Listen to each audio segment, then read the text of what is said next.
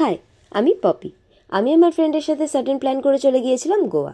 প্রথম দিনেই সকাল সকাল ভারী ব্রেকফাস্ট করে বেরিয়ে পড়েছিলাম সাউথ গোয়া এক্সপ্লোর করতে। ফার্স্ট স্পট ছিল আমাদের ক্যাবো দে রামা ভিউ পয়েন্ট। আর ওখানে যেতেই এত ভিড় ছিল যে ঠিকঠাক ক্লিপও নিতে পারিনি।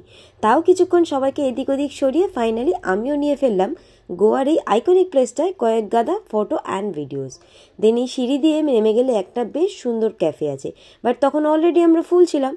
ওপরে এসে সি ভিউটা একটু এনজয় করে চললাম ক্যাবো দে রামা বিচের দিকে, যেখানে গিয়ে ফার্স্টেই আমরা কায়াকিং করে নিয়েছিলাম। পার হেড বাজেট লেগেছিল 500 টাকা। বোট চালানোর থেকে ভয় পেয়ে চিল্লেছি বেশি।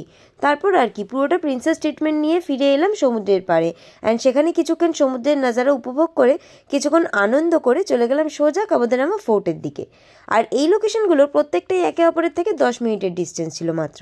ফোর্টে গিয়ে এই উঁচু নিচু হাজারখানা সিঁড়ি বেয়ে শ্বাস বন্ধ হতে হতে নিচে গিয়ে এই সুন্দর ভিউ দেখে প্রাণটা আবার ফিরে এসেছিল।